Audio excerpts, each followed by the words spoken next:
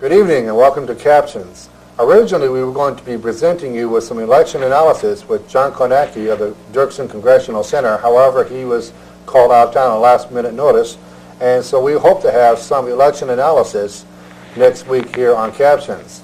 In place of this particular segment, we have with us Jennett Spicer, Joy Lane, and Marie Caskey. Jennett is the Foster Grandparents Coordinator for the Community Action Agency. Joy Lane is a future, or I should say a new foster grandparent for the program. And Marie Caskey is a coordinator of the Central Illinois Center for Treatment of Addiction, which currently employs two other foster grandparents in the program. To start out with, for those in our audience who are not familiar with foster grandparents, Jennett, can you give us a couple of tidbits about how foster grandparents works? Well, as you know, Dennis, the foster grandparent program is for low-income seniors age 60 and over. We have a wonderful program here in Peoria. We're funded for 45, but currently right now we're rolling at about 51 to 55. So a lot of the volunteers are acting as substitutes, and it's really a worthwhile intergenerational program, and we're really proud of it. What's foster grandparent program designed to do? Well, it's designed to provide that volunteer station with some extra hands-on inside whatever volunteer station that they're located at.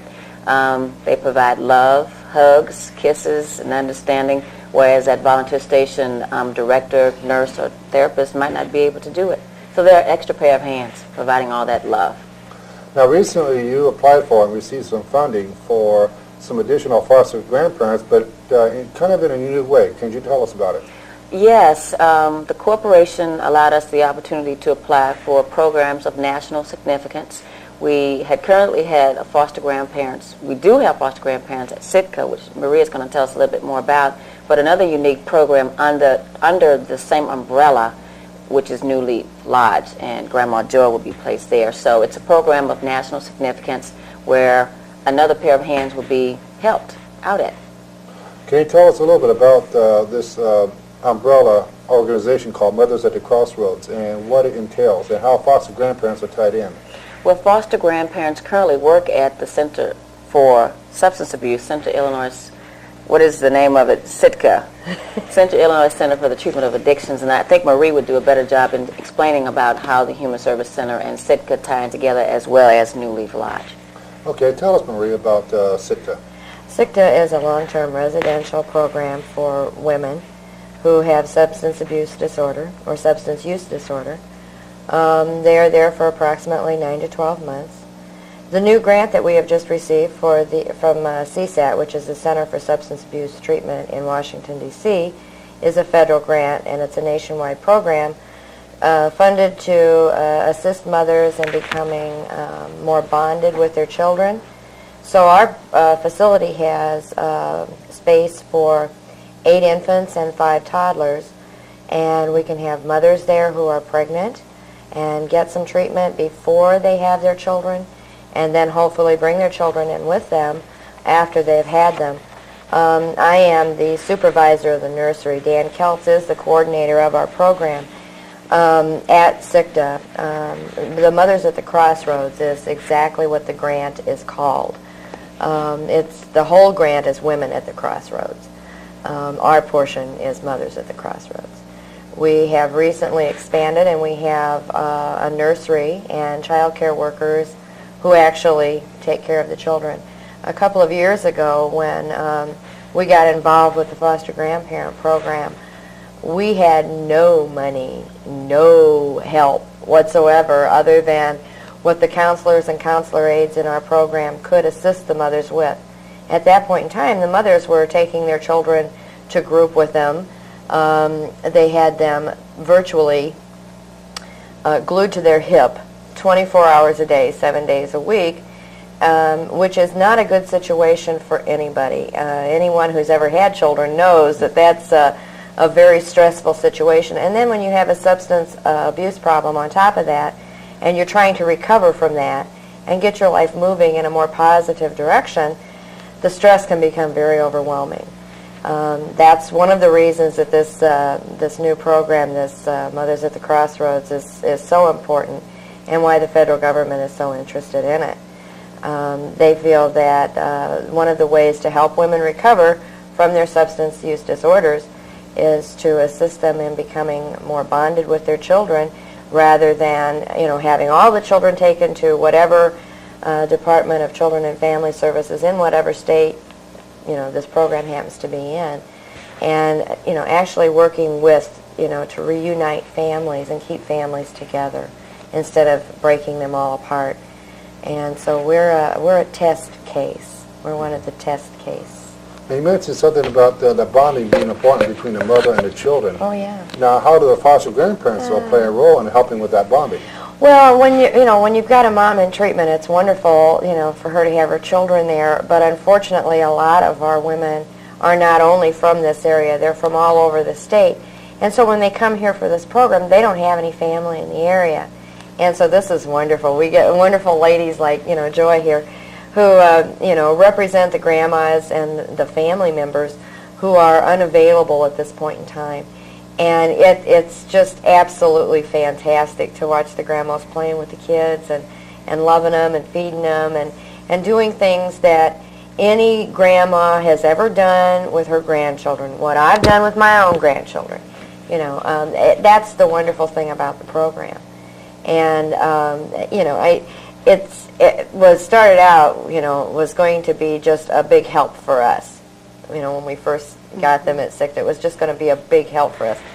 We were not even sure exactly what all the outcome was going to be from this, and it's been wonderful. So many of the women that we've had in there before we even got this grant that, had the experience of the foster grandmas being around, they just loved it.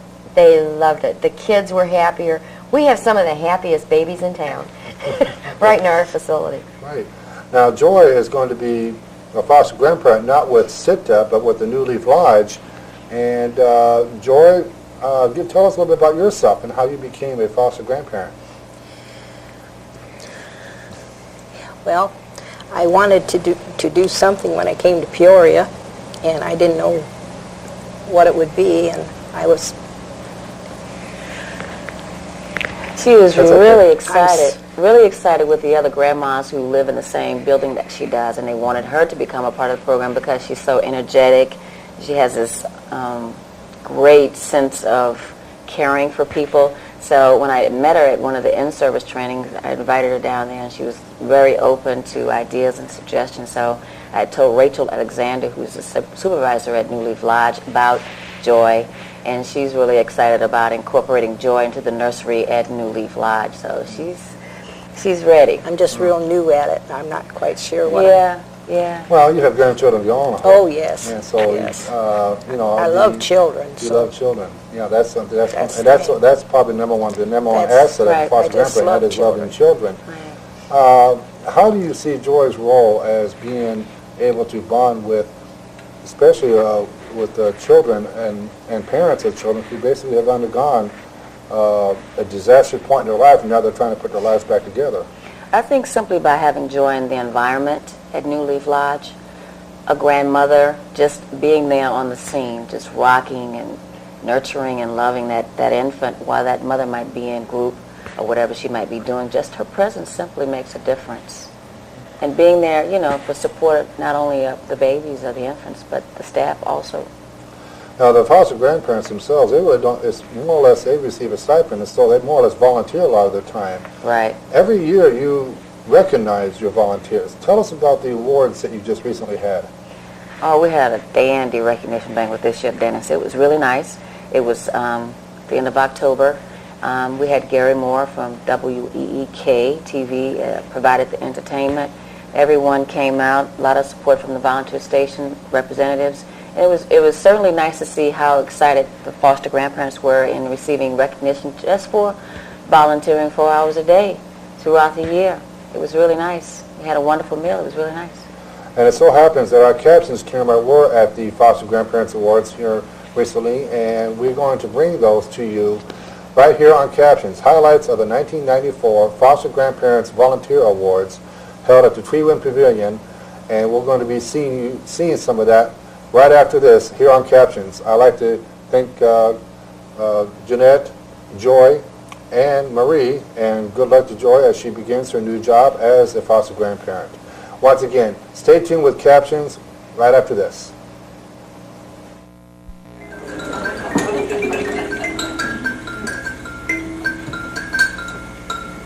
They use this for storytelling.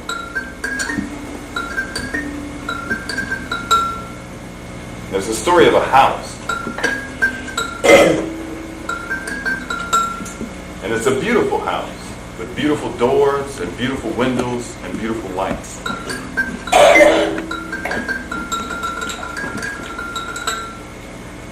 And one day somebody came along and they said, you know, that house looks really nice. Those windows look nice. Those doors look nice. I think I want to take those windows to my house. So they came and they took them.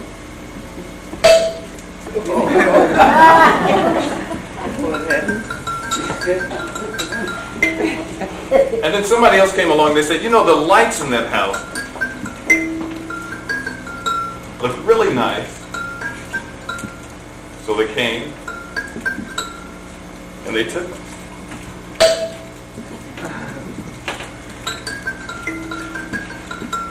And then somebody else came along and said, you know, the windows in that house look really nice.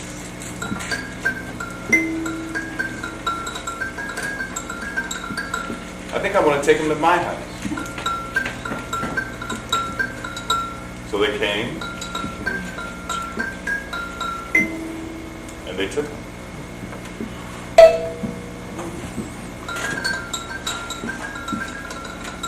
And finally, somebody came along and said, you know, the people who worked on that house worked really hard on that house.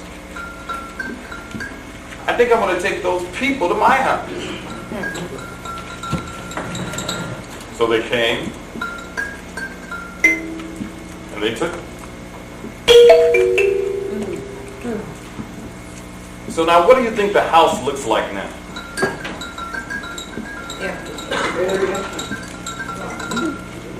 Some people say it's an ugly house. Some people say it's an empty house. But the story goes to say that the house is really a beautiful house. Because sometimes when we say something is beautiful, it doesn't necessarily mean that it has something, as it is that it has given something to someone else. Because if you look down the block, you can see the doors in one house, and you see the windows in another house, and you see the lights in another house.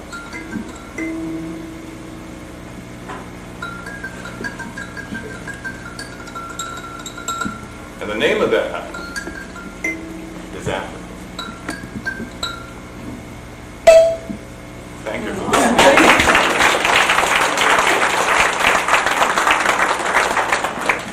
Now, I tell the story about the house because, as you know, there were a lot of things that Africans brought to the United States when they came here by way of slavery. And when I go into schools, you notice I didn't use the word black, I didn't use the word white, I didn't use the word slavery. But there are ways to teach kids history without burdening them with a lot of heavy stuff. Okay, and that's important. And teachers, good teachers, will do that type of thing. And so when you hear people talk about teaching black history, you don't have to bring all the anger and all the frustration and all of the means. I mean, they can wait until they get in the later school years, high school or something, to bring in that information, but they still need to know. But there are a lot of things that Africans brought to the United States.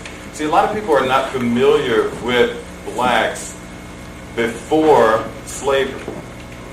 And in Africa, many people are not aware that there were great civilizations in Africa while Europe was still in the Middle Ages.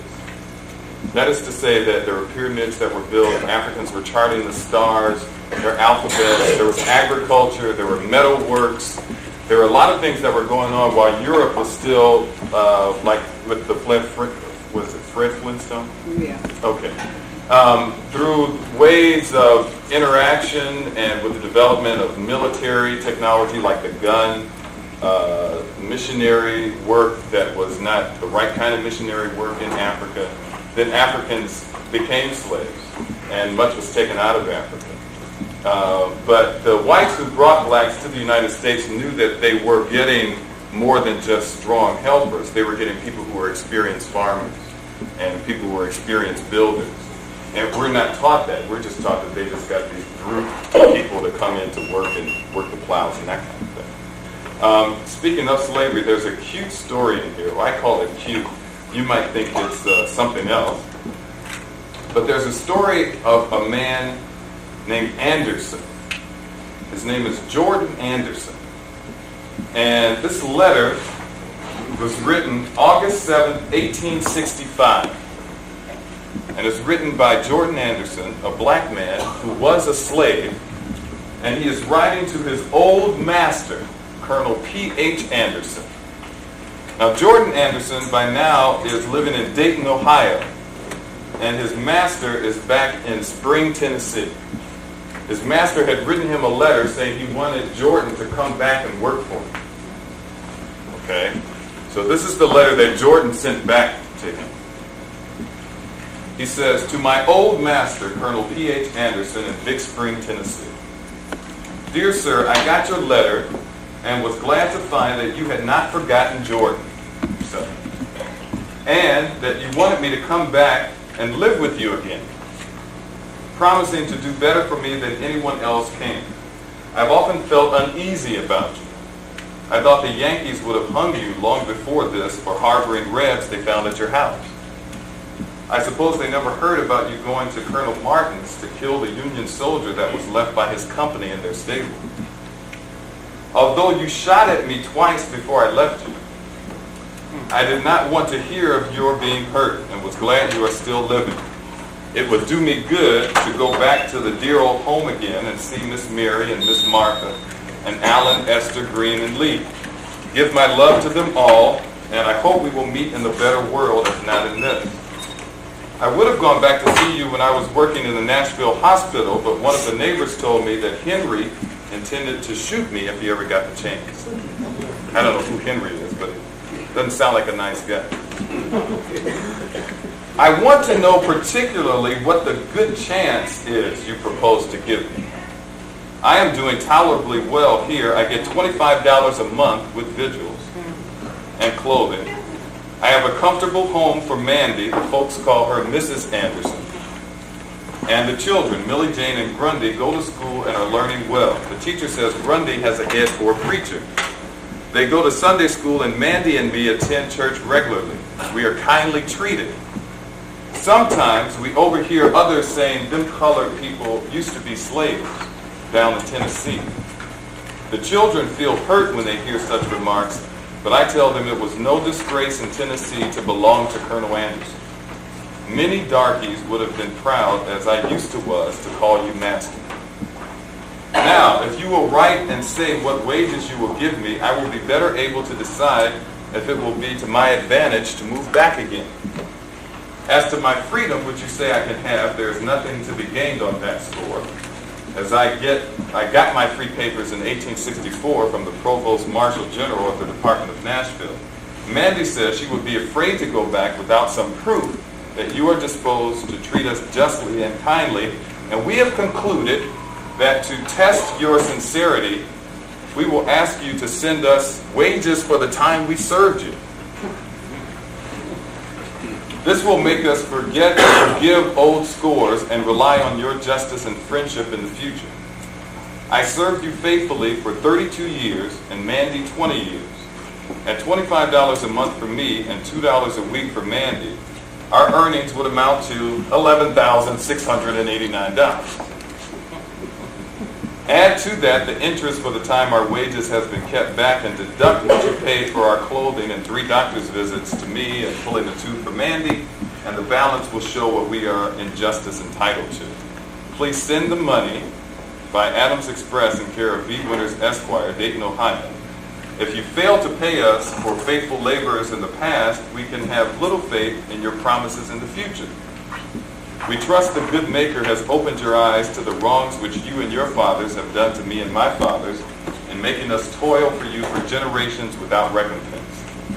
Here I draw my wages every Saturday night, but in Tennessee there was never any pay for the Negroes any more than for the horses and cows. Surely there will be a day of reckoning for those who defraud the laborer of his hire. In answering the letter, please also state if there be any safety for my Millie and Jane, who are now grown up and both good-looking girls. You know how it was for poor Matilda and Catherine. I would rather stay here and starve and die if it come to that, than to have my girls brought to shame by the violence and wickedness of the young master. You will also please state if there have been any good schools opened up for colored children in your neighborhood. The great desire of my life now is to give my children an education and have them form virtuous habits. From your old servant, Jordan Anderson. P.S. Say howdy to George Carter and thank him for taking the pistol from you when you were shooting it.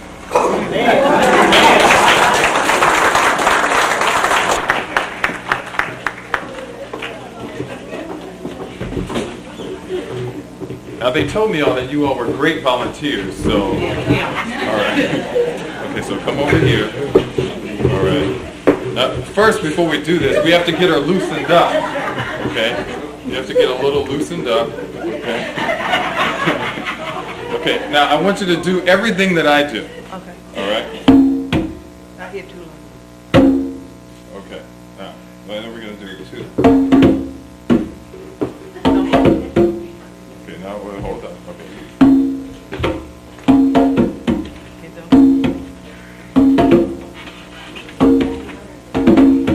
All right, okay, that's good. That's good. To loosen up. Okay. All right, now we're going to try bomber. Are you ready? All right, so it's just...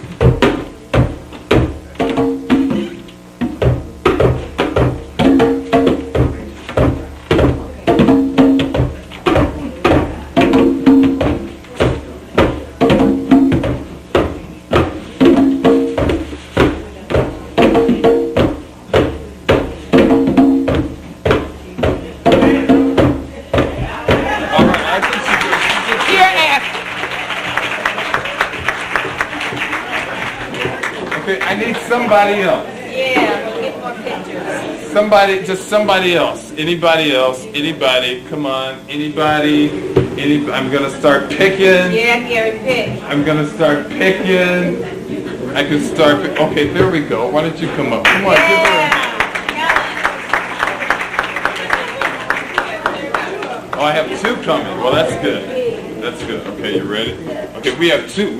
Okay, we'll do her first, and then. Okay, all right, you ready? All right, here we go. Okay.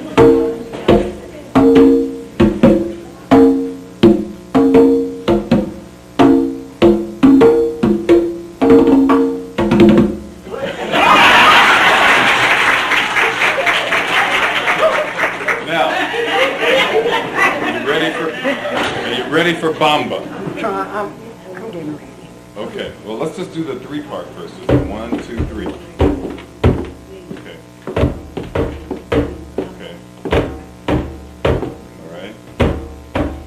All right, now, the other part is going to be a little more difficult. Okay, you're going to do 1, 2, 3. Okay?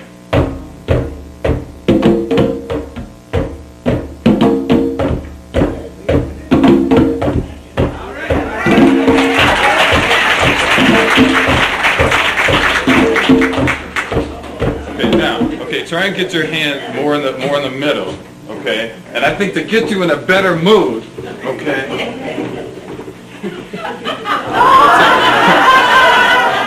I'll give you a head, okay? All right. Can you see? Can you see? All right. Okay. All right. So here we go.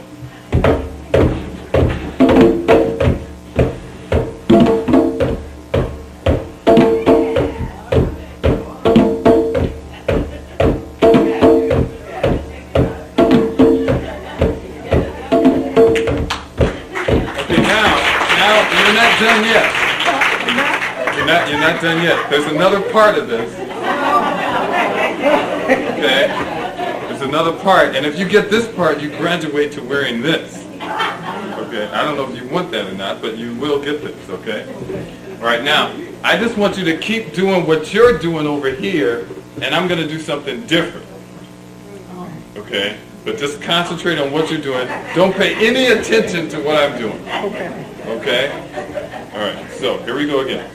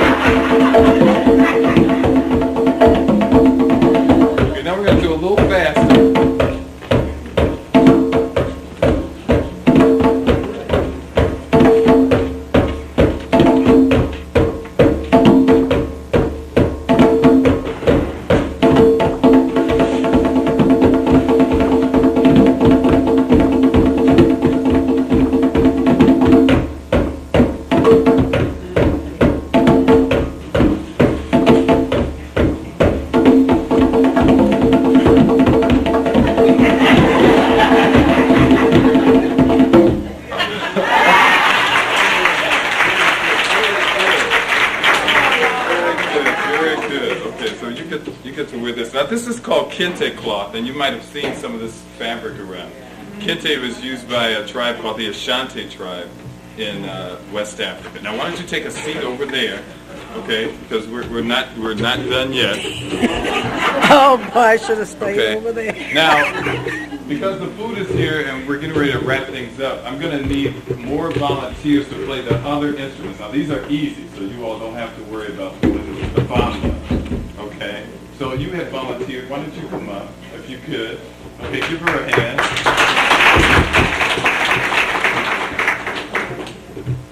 Okay, now she was interested in a drum, so we are going to give her this one. Okay, now you can take this one, and you're going to be a part of our ensemble. So we want you to stand here.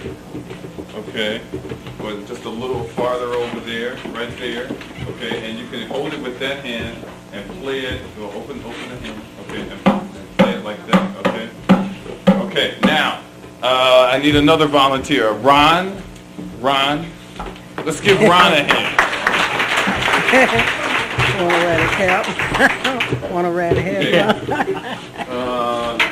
Okay. Ron said he wanted something simple, so we're going to give him the sticks. Okay, you can take that. Now, why don't you go on that side? Okay. Okay. Right here. Yeah. No. There. Yeah. Oh, you have a cane? Okay. All right. Okay, right there? The gentleman back there? Yeah. Okay.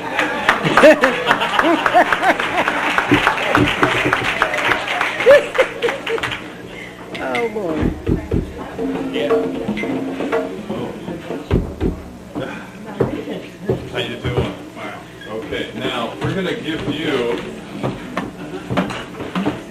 you a couple things to shake. All right. Okay. So you can shake those. All right. A couple more. You were getting ready to yawn. I thought you had your hand up.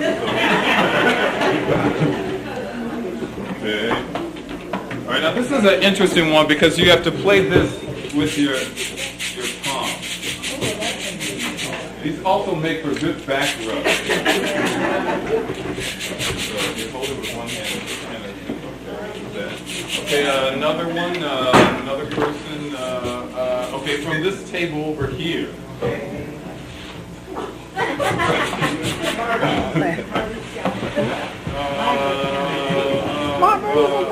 Right here.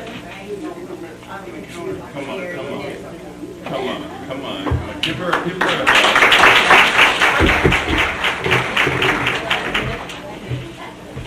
okay, we'll give her the holy tambourine, okay.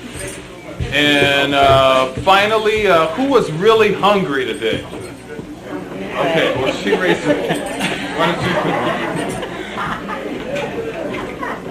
We'll give her the skillets.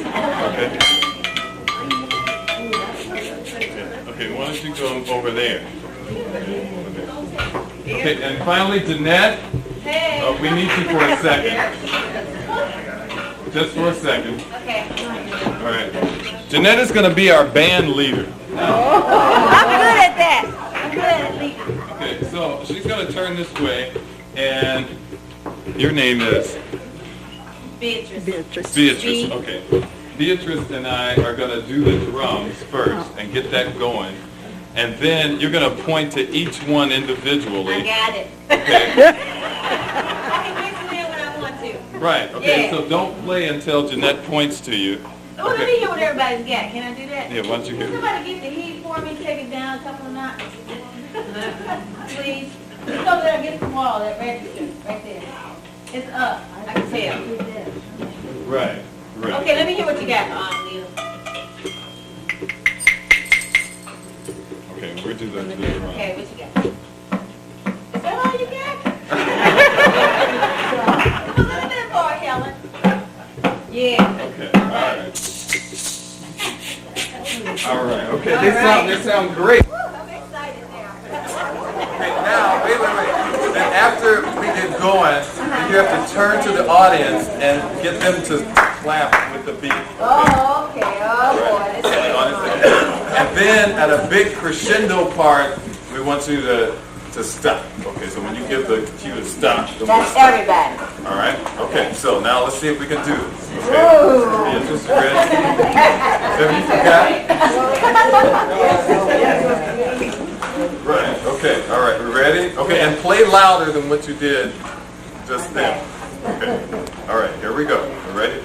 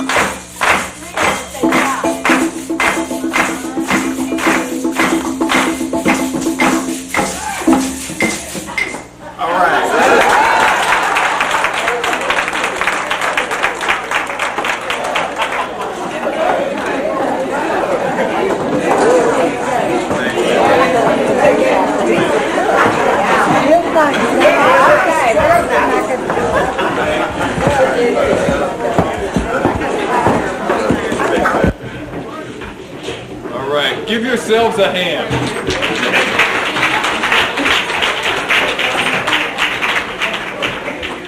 In Swahili, thank you is Asante, and thank you very much is Asante Sana.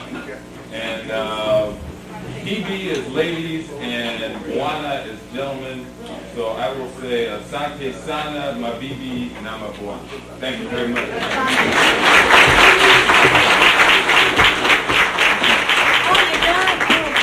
Garry did a fantastic job. Let's give him another applause. We're going to do the salads first. I wanted everybody to take a break, stand up, wash your hands, do whatever you want to do, go outside for about 5 minutes, and then we're going to do the salads, and then we'll be presentations partners. Gail Williams and Leonard Eunice are going to take care of that, along with Carol Earl from the Department on Aging. I'm forgetting her name. But you guys remember Carol from last year? Would you stand Carol from the Illinois Department on Aging? And I had forgotten their names from Dr. Heidi's Eye Clinic. Would you please stay in? I can't. Gail and Amy from Heidi Eye Clinic. Nancy Zine, she's an advisory council chairperson. Nancy is in the corner right there. Of course, Gail Williams, Ron Cooley, and Leonard Eunice. And a host of other guests from volunteer station representatives. We want to thank you all for coming. So you ready for this? Okay. The person that's going to be reading the names out should hold the microphone, and Carol can do and Leonard. Yeah. Gail's gonna read and you're gonna help That Pam. mic on a floor stand? I'm sorry? Mic on a floor stand. You want to help or you want to freehand? I can freehand it. Okay. Okay, they're in the order. She's gonna do the certificates. And I want you to start with the choice. Okay. Can everyone hold on a minute. And I guess I give them a couple minutes here. All right.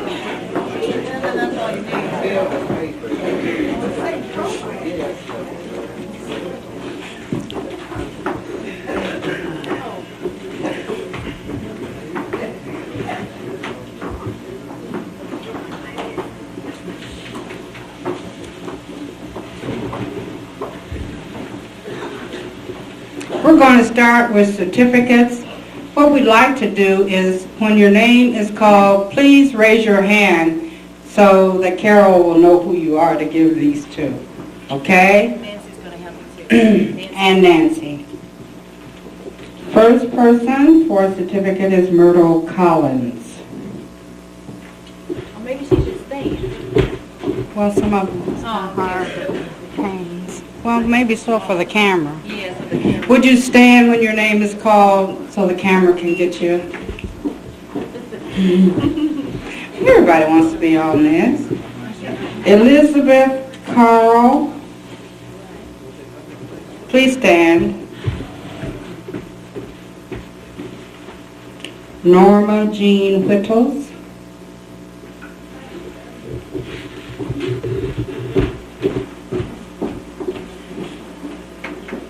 Mamie Goins.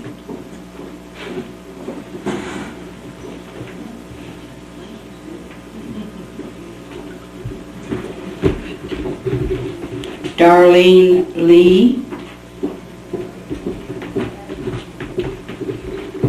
Annette Moss.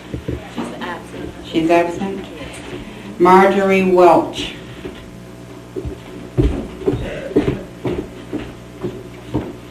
Virginia Churchill.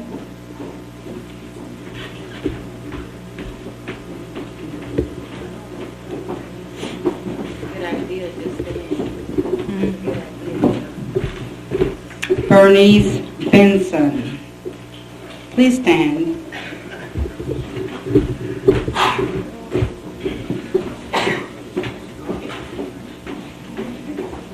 Evelyn Walker. Okay, we're gonna have you guys walk up if you don't stand. Let's give them a round of applause, please.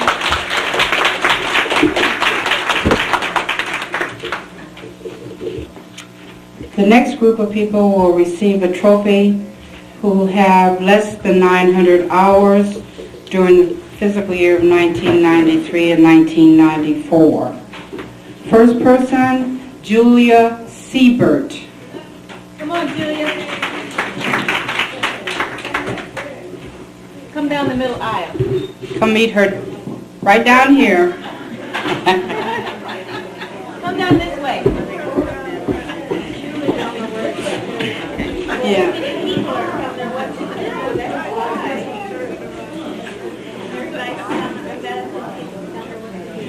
There she is. You're so big you couldn't get through that little bit. Oh. Thank you. Leola Carter. Come down front. Zelma Sanderson, our young lady.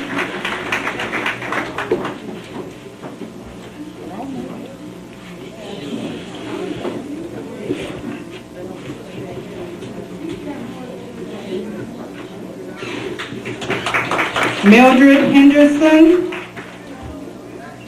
There's Mildred.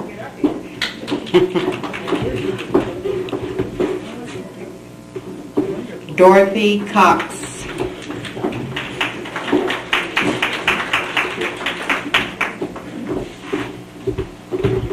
Edna Carson.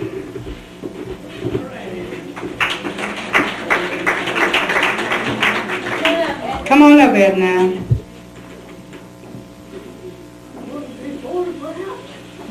Why, yes. The camera's on you all the way. I've got so many at home now. Thank you very much. You're welcome. Thank you.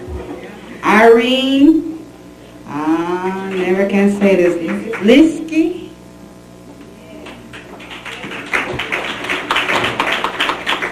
Oh, I never knew Irene's wedding.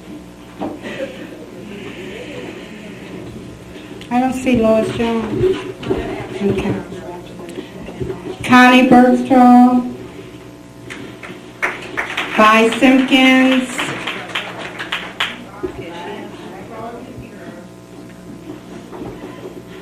These people have been here forever when I was foster grandparent.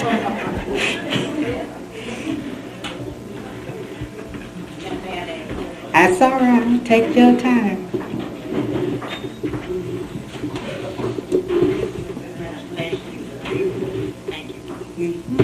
Christiana Bradley and Willie Shelton.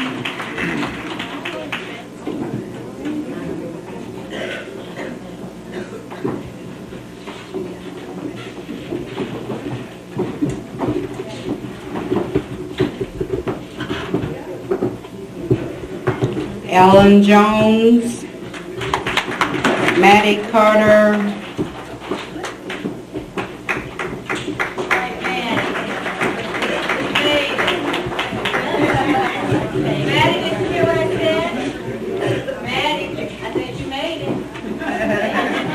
Marge Heindold and Helen Bell.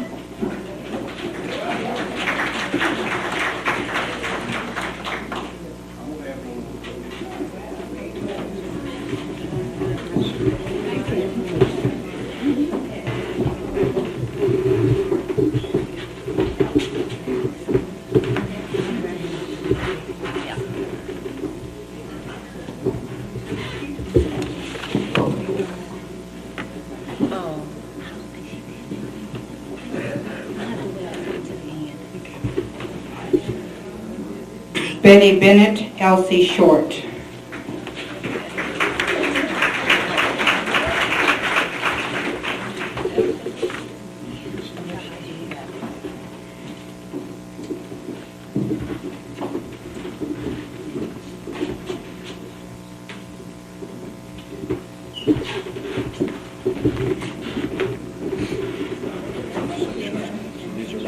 May Lou Hinton, Loretta Lampkins.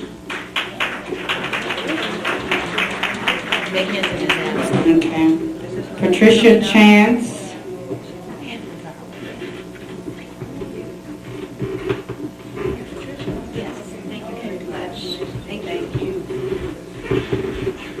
Garnett Smith. Leroy Smith. There he is. 90 years old. Him and And then you have a third generation here. Thank you, Jennett. Very back to is Elsie and her daughter and her granddaughter and her daughter's daughter. 3 generations. they're all of them.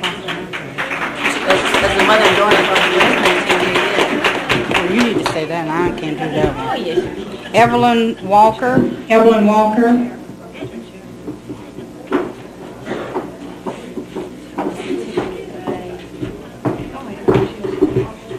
No, that's Moss. Oh, did you get your certificate? Oh, you got it. You got it. Oh, You got okay. it. Okay. They marked Okay. it out. We might want to give a special round of applause to Zelma Sanderson and Leroy Smith, both who are 90 years of age.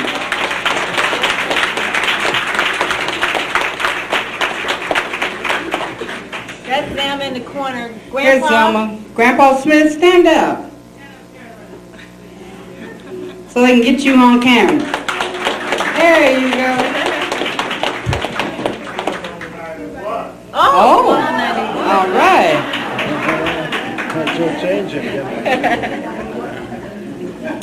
Now we will go to the grandparents who with 900 to 999 hours. during the period of July 93 through June 94. Leela Munstead. She probably heard me. She was there a long time too. Lee Essie Taylor.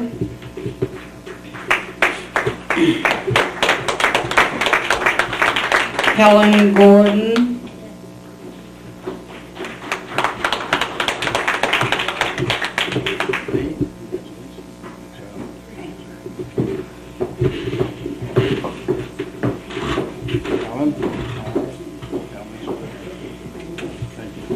Jane McDaniel.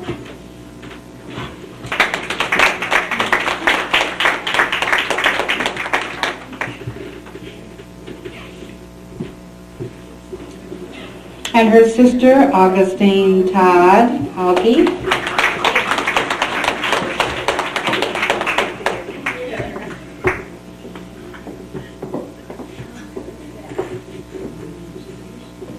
Louise Judon.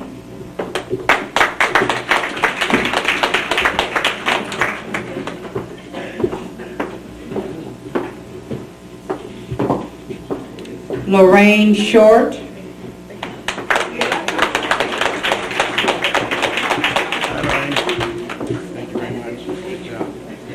Thelma Williams.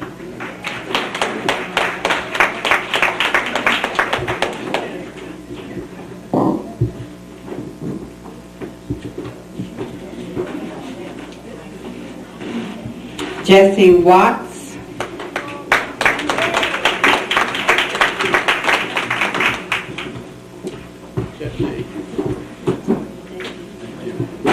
Margaret Burwell.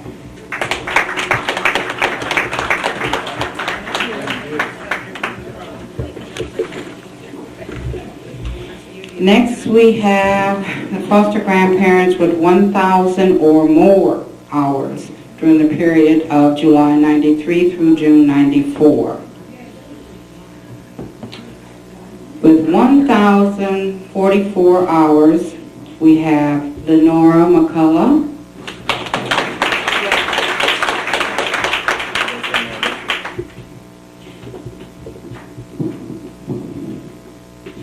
Evelyn Turner,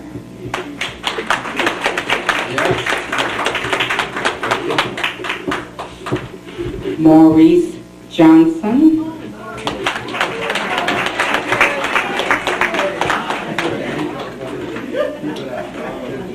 Cora Spillman,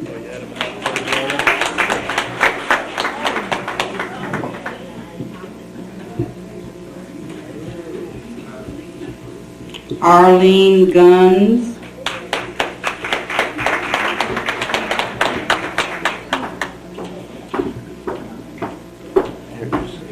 Arlene, thank you.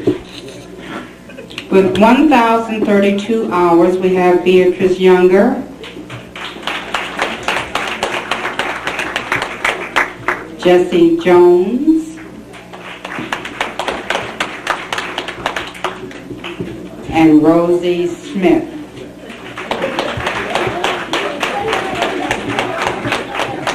Jones, thank you.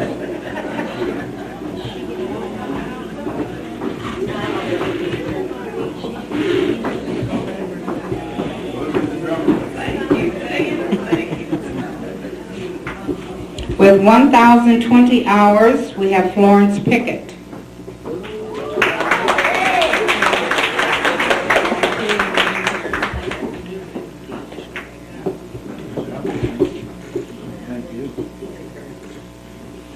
With 1,016 hours, Norma Wilson.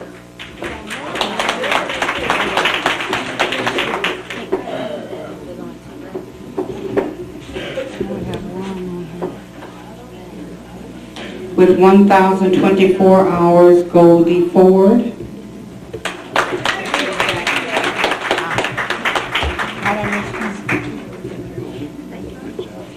With 1,044 hours, Annie Jackson.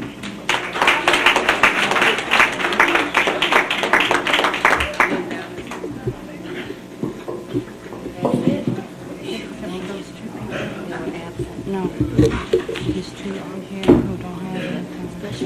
Yeah, they're just acknowledging what only was given as a gift.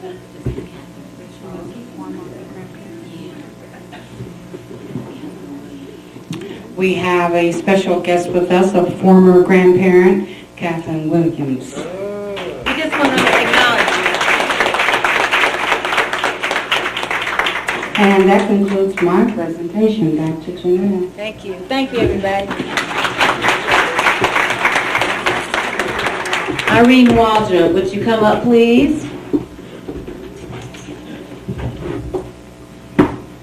I don't have a trophy for Irene, but Irene was here about 6:30 this morning. She's the program secretary for foster grandparents, and she orchestrated the whole thing with the flowers and the napkins and the table settings and everything. So let's give Irene an applause. Also, which was Irene's idea, she wants each person, the only person who's eligible, by the way, are the foster grandparent volunteers. If you are a guest of an advisory person, you're not eligible. However, she's asking that you stand at one table at a time. We'll say this table right here, stand, you will be eligible for the table setting. So the people at this table, would you probably turn around and look around underneath your chair to see if you have a piece of paper stuck at the bottom on the seat part.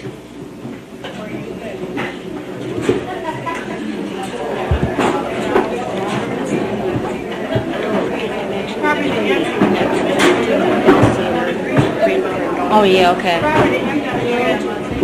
Okay.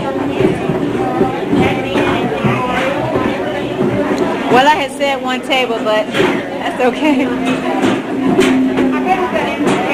I think The memory of today's program is a memory of all the deceased and retired foster grandparents who so zealously served and furthered the nurturing of the extended family. You guys do a wonderful job with working with children, the intergenerational type program that you're involved in. We want to say thank you again and give you a real big applause for doing a wonderful job.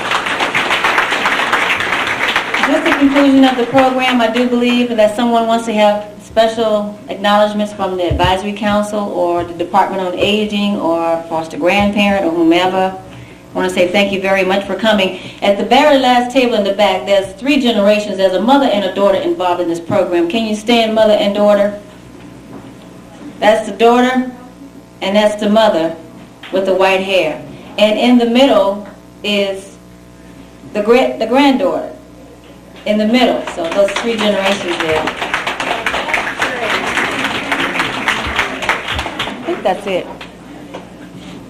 If there's nothing else, is there anything else? Ms. Carroll would like to say something. I'm going to be very brief. I'd like to thank you on behalf of the Department on Aging for all the hard work that you do. I know normally we don't get a chance to give you a monetary gift, but believe me, we do appreciate the work that you do at the department, and I'm sure the children really appreciate what you do. Thank you very much. Again, thanks again, Michael, for that wonderful dinner, and Nancy and everybody just pitching in and doing a wonderful job. We want to say thanks. Have a great time, great afternoon, great weekend, and I'm glad it's over. Thank you.